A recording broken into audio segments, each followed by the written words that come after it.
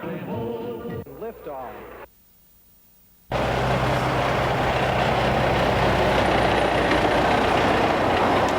This is the Sports Museum on Wheels. The Rawlings 1994 Sports Caravan has begun its tour and it paid a visit to Orlando. Inside the 18-wheeler is a mini Cooperstown. From a Mickey Mantle bat to a jersey made at the turn of the century, there's plenty to see here. The tour began in 1980 and gives the public a rare chance to see its trademark Golden Glove, as well as gloves worn by the Duke, Stan the Man, and one of the first gloves ever worn, ironically by a guy named Spalding.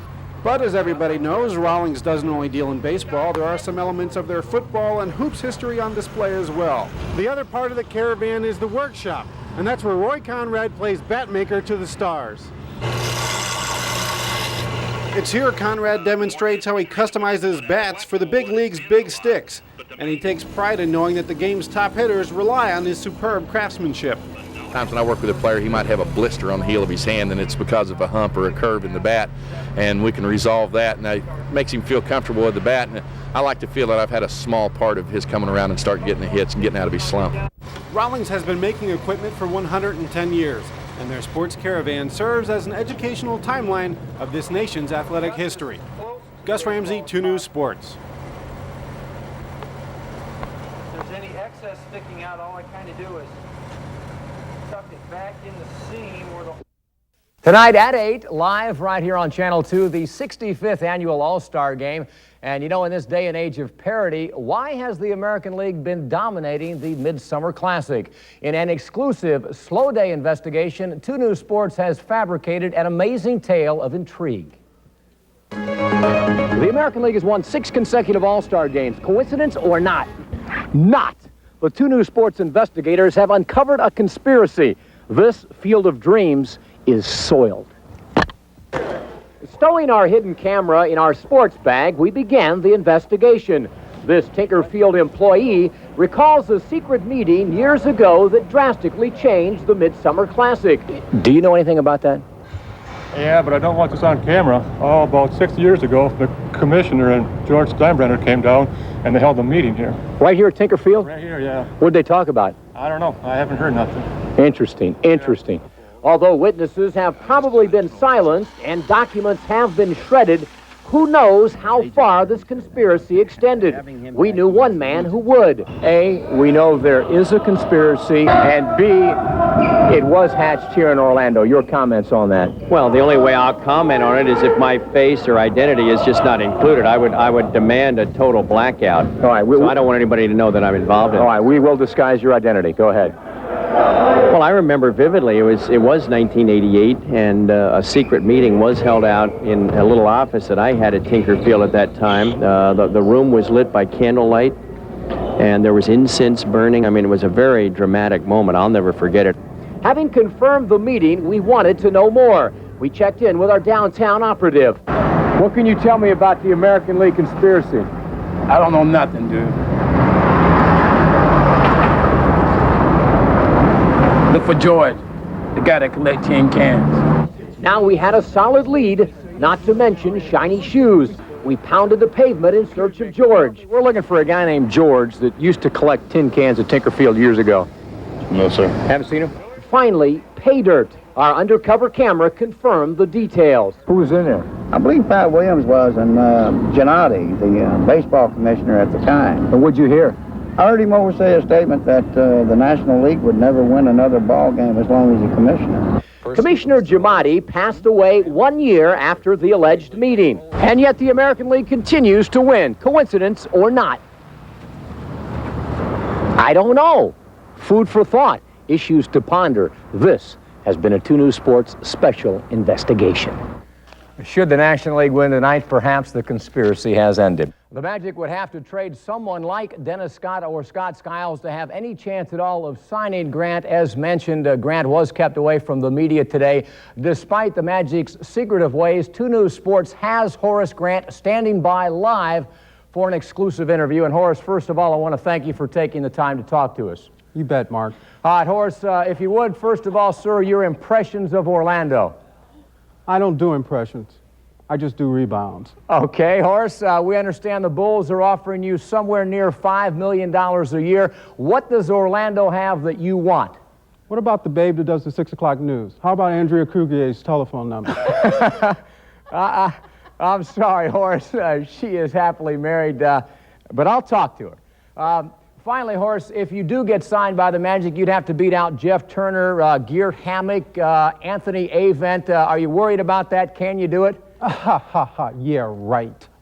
All right, Horace, thanks for your time. Good talking to you. We appreciate it.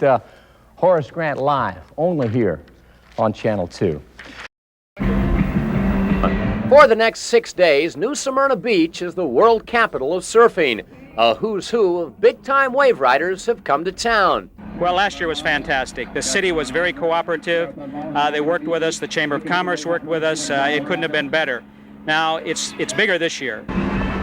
It's not exactly the Bonsai Pipeline, but even the Californians are impressed with Volusia County's Surf City. The waves are pretty good. Over by the jetty there, it's breaking kind of like cowwood every day, so really it's fun. Water's warmer, a lot of girls. This is the first time I've been here. I like the atmosphere. It seems like it's really got high energy, and everyone's looking for the good time all day and all night. If you haven't noticed by now, surfers are not your everyday kid next door. In addition to waves, they ride the cutting edge of cool.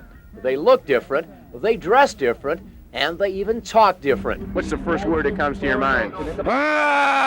It doesn't take much to think like a surfer. Just love for the ocean and the earth, and The girls? definitely. But to sound like a surfer isn't as easy. You've got to know at least a few key phrases. Clamming. What does clamming mean? Like when you're scamming. What is scamming? Or you're like trying to pick up guys or girls. Have you been clamming today? All day. Just unreal. Your stoke meter's in the red. What does that mean? You're really excited. Oh wait, slaughterhouse for when you're just killing the heat. Amped to the max. It's going off. That's the best bet. It's going off. When the waves are really good. So wax up your board and head to New Smyrna Beach. It's going off. The crowd is neon, there's plenty of clamming, and your stoke meter's sure to be in the red. Shock of the kind. Soul killer. In heat 9. As you might imagine, the waffle is all they're talking about these days at the Waffle House. Yeah, I mean, it's nonstop. People are asking about it all the time. Already a new menu item is being planned to honor the league's commissioner, shrimp and eggs. You want one pecan? For now, though, the waffle remains the favorite of most fans. How's that waffle back there? You haven't got yours yet. That's it, man. I ain't got it yet. Folks here say the Waffle House could become the new team's training table. We got to put in some more tables. There's not enough tables for the whole team. And the quarterback's cadence would be changed to something more appropriate. Ham and cheese deluxe on 2 pickup. The rumor also has it that the Citrus Bowl would be renamed the Waffle House, and the new team would be called the Waffle Iron. The defense would specialize in something called the Cheese Blintz. You know, we're trying to keep it hush-hush right now because it's still mostly up in the air, all the details and stuff, so we can't talk too much about it. But.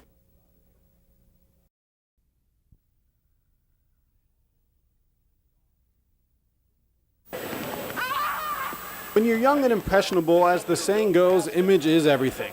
And at the Great Kite basketball camp, there's no bigger fashion statement than the shoes the kids wear. And they know it. When you're a teenager, it's pretty important. At a basketball camp, it doesn't much matter if you can't shoot, rebound, or pass. What it all boils down to is it's the shoe that makes the man. If you get not a brand name shoe, people might make fun of you and stuff like that. Now, the shoe world today isn't like the old days when you just had the one pair, Chuck Taylor Converse All-Stars, that you paid $20 for and you wore forever. In the 90s, it seems there are at least 90 brands of shoes. You got your Shaq shoe, the Reebok Blacktop, the Air Jordan, Air Flight, Air Max, Air Force, Reebok Hexlite, Converse All-Stars, and many more, all costing upwards of $100 to $150.